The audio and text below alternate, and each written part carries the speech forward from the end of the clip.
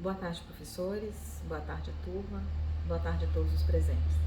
Eu me chamo Thaís Carpina, sou acadêmica do curso de Psicologia, no terceiro período, e estou aqui para apresentar o nosso projeto integrador. O nosso grupo ele é composto pela Bárbara Rodrigues, pela Carolina Ritter, Maria Eduarda, a Liliane Lisboa, a Vitória Azevedo e por mim. E como título, nós escolhemos o Isolamento Social e suas consequências na Casa do Ancião São Vicente de Paula, durante a pandemia. A Faculdade Católica de Rondônia, ela propôs aos alunos da instituição um projeto integrador. E esse projeto ele visa inserir os discentes no mundo da pesquisa acadêmica. Tem por objetivo fazer com que nós, estudantes, coloquemos os nossos conhecimentos teóricos em prática, tornando assim esses conteúdos discutidos na universidade, de uma forma relevante como um todo. O professor coordenador desse projeto ele será o professor e mestre Cristiano Corrêa de Paula. A carga horária de orientação e prática será de 40 horas. E o tema geral desse semestre é a saúde mental. Logo, as disciplinas contempladas será Psicologia Social 1, o Estágio Básico 2 e a Neuroanatomia.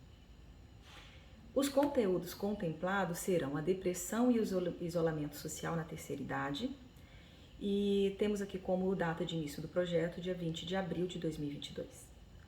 Para a realização deste projeto, nós contamos com a parceria da Casa do Ancião São Vicente de Paula, que abriga as pessoas de terceira idade. A justificativa desse trabalho é exatamente o fato de o envelhecimento da população ser uma realidade ainda pouco discutida, e se apresenta como um problema social alarmante em muitos países. Uma das consequências do envelhecimento são as perturbações de humor, e sendo a depressão a mais frequente dentre elas.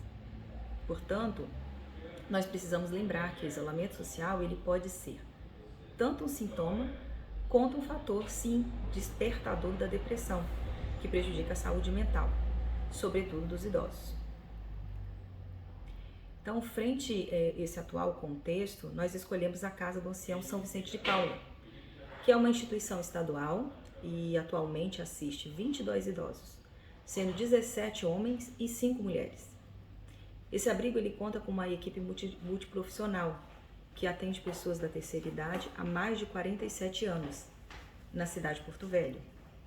E é importante a gente destacar que antes da pandemia, esses idosos eles recebiam não só visita, mas como eles desenvolviam atividades recreativas. E essas atividades ela preenchiam esse tempo ocioso.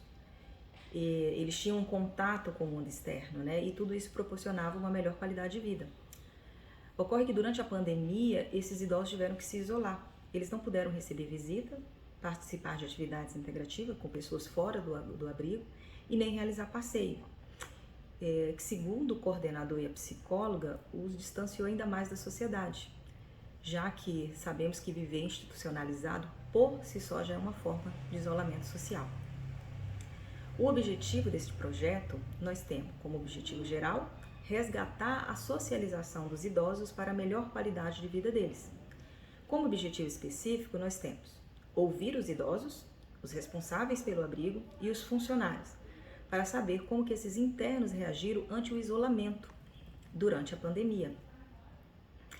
Descobrir quais são as atividades que os idosos mais sentiram falta durante esse período.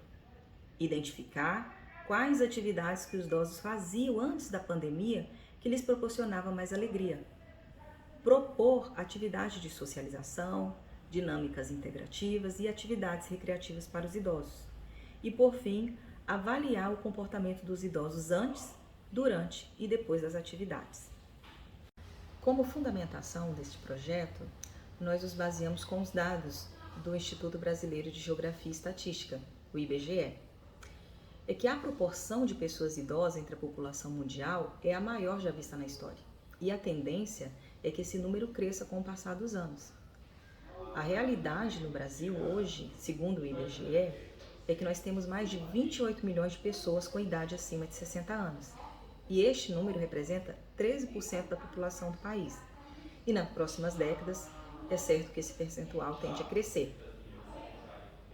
Sabemos também que, juntamente com o envelhecimento populacional, vêm as consequências dessa fase, que por sua vez não são poucas. e para as quais a sociedade aparentemente ainda não está preparada, especialmente o nosso país, cujas políticas públicas para este determinado público ainda são poucos vistas. Segundo Papali Feldman, em todas as fases da vida, os vínculos sociais eles caminham lado a lado com a saúde e literalmente podem salvar vidas. Na terceira idade, o apoio emocional promove maior satisfação, ao passo que a solidão e o isolamento tendem a acelerar o declínio físico e cognitivo. Então, o impacto do isolamento social no cérebro tem sido temas da neurociência nos últimos anos e em decorrência da pandemia do Covid-19, as pesquisas já estão demonstrando que o efeito pode ser a médio e longo prazo, sendo que os idosos eles são sempre os mais afetados, pois eles sentem mais vulneráveis à contaminação pelo vírus. Então, como meio de prevenção, a medida do isolamento social foi a mais recomendada, a fim de se evitar a propagação do vírus nos momentos mais intensos da pandemia do Covid-19. Embora ela tenha trazido muitos benefícios, esse distanciamento social também trouxe impactos, principalmente para a saúde mental dos indivíduos, sendo a depressão o transtorno mais comum e que mais afetou a população idosa, já que esse processo de envelhecimento ele torna as pessoas mais suscetíveis a esse tipo de doença e, consequentemente, mais frágil diante da pandemia. Frente a esse atual contexto, nós entendemos que a preocupação com essa faixa etária ela é de suma importância. Haja vista que, de acordo com os dados do Ministério da Saúde de 2018, a taxa de suicídio entre pessoas com mais de 70 anos vem aumentando em nosso país, bem como em todo o mundo. Ressalta-se ainda a necessidade de um debate mais apropriado e pontual para as necessidades do público da terceira idade, que por sua vez tem sido excluído de múltiplas maneiras, desde o seu meio familiar até o poder público. Como metodologia do desenvolvimento desse projeto, nós temos uma análise qualitativa, utilizando-se de entrevistas semi-estruturadas com pacientes e funcionários da Casa de Ancião São Vicente de Paula. E com isso eu encerro e desde já agradeço a todos os presentes, em especial os nossos professores e avaliadores.